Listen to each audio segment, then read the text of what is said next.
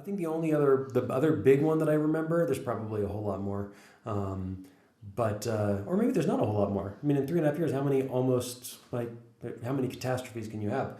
But we did have a big one because we talked about this on an earlier podcast, I'm quite a chameleon when it comes to food. I like cooking good food, but I have no real dietary restrictions, and I also like the challenge of, like when Mare and Jade, they had a lot of dietary restrictions. For me, it was fun to find a way to make food that was really good, but that worked with what their restrictions were. But it got to a certain point where you just didn't. You guys ate salad every night. I almost said I was starving, which is a word I don't use. But I felt like I was hungry in your house. Like, we moved in together and I just felt like you guys ate and I'm here, I'm like, wait, this is like rabbit food. Like, this is not food.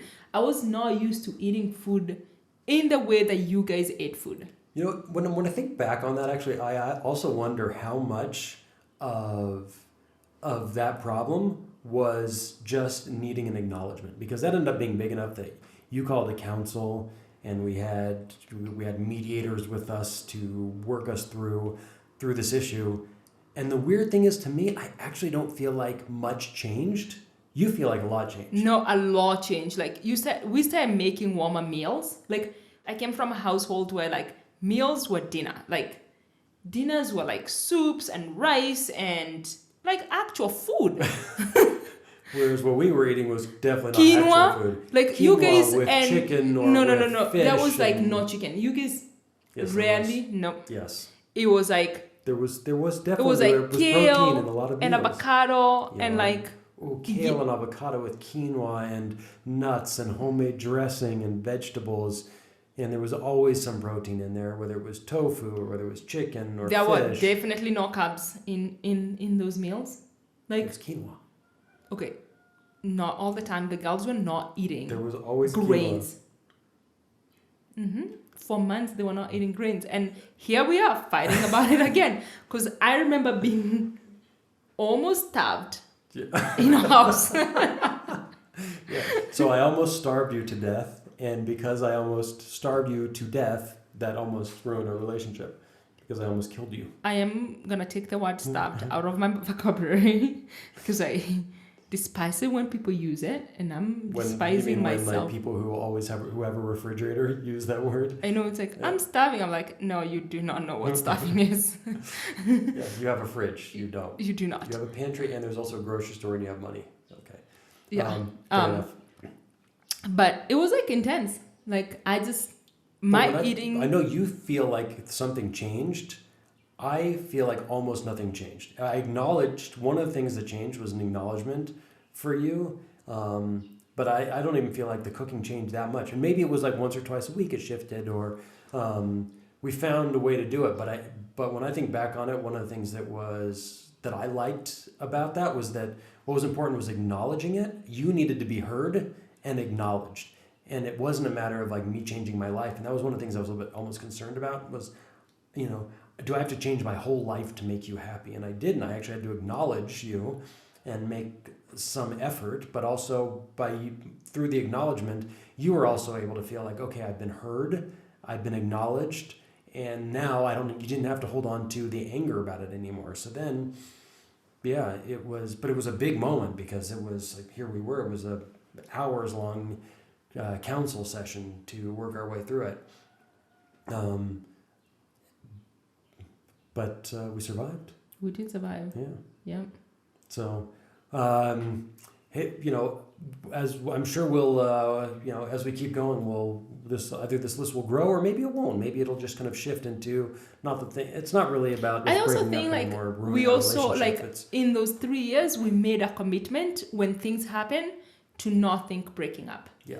Because I used to be like, is this the end of it? Me too. And that lasted with me even until about a year ago. So for the first 2.5 years, if there was something really big, that question would be like, oh, is this the end? Yeah.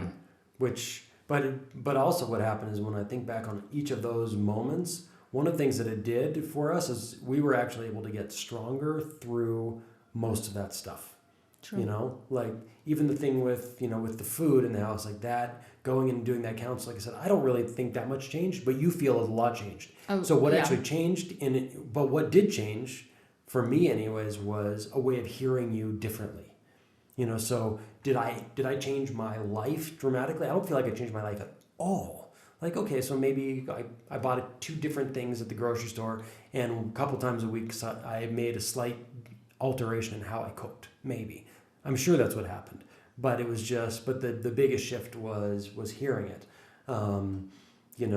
So there were all of these moments when I look back, I'm like, wow, that was really great, because we were actually able to get stronger for it. And, and then sure, things have come up in the last year that brought new higher level challenges, but being able to say, can we find a way to communicate about it that really helps us grow.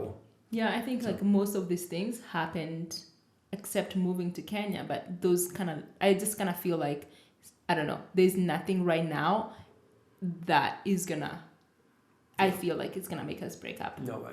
Unless it was like a conscious choice to break up. Yeah, like this just isn't working. But there would never be a reaction to it. And but we bring things up, it's not like to say that even in this last 2 days we haven't had our challenges. No, life has been great. What are you talking about? We haven't been.